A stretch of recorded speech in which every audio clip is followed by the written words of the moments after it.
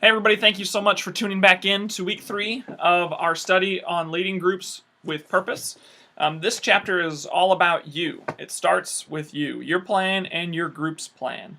This chapter is all about leading effectively and making sure that you are an effective leader, leading your group towards spiritual health and health in your group. And so I want to read a little quote from an anonymous author. It says, "A leader leads by example whether he intends to or not."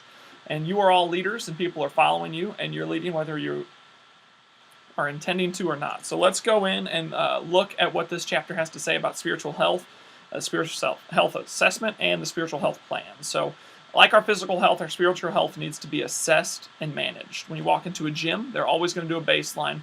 Same thing that we're doing here. We're doing a spiritual health assessment. We're seeing where you're at spiritually in the 5 keys, and then how to manage that and get better and stronger in each of those areas. So what are the 5 keys? Healthy fellowship, healthy discipleship, healthy ministry, healthy evangelism, and healthy worship.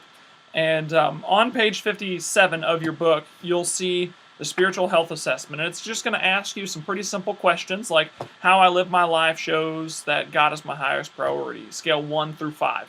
Answer these questions as realistically as you can. And then after you're done with it, give it to somebody who knows you best, whether that's your wife, your husband, or a great friend, and have them score you on the exact same scale. Put those 2 scores in, and then you can see, okay, where am I struggling right now in my spiritual health assessment, and where am I doing very well? After you have those 2 numbers, and after you've been assessed, then you can go in to building your spiritual health plan. Building your spiritual health plan is looking at all 5 of those areas and choosing one to start with, say the lowest score one, and choosing a crawl activity. So let's say, take for example that your lowest one was evangelism, like it is for most people, and you scored a 7 out of the possible 30 points or whatever on evangelism. You say, I want to get better at that. So you look at the crawl, and the crawl thing for evangelism is I'm going to call one unchurched friend of mine and just talk to them. That's something very simple that everybody can do. And that way it gives it a tangible thing that you can accomplish right then and there.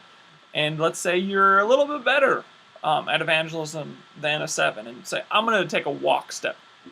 The next part is, I'm going to invite someone who doesn't know Jesus out to coffee and just talk with them.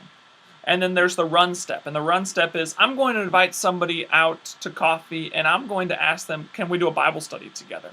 Or do you want to come to Alpha with me? Take that step even further. And then, the sprint would be asking them, would you accept Jesus Christ as your personal Lord and Savior?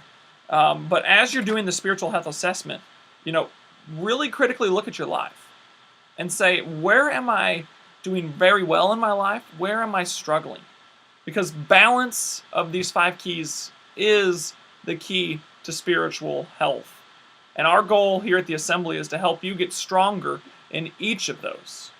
And for you to lead your group in getting stronger in each of those. So as you do this for yourself, bring it into your group after you've incorporated it into your life, after you've been leading this, after you've been living it out.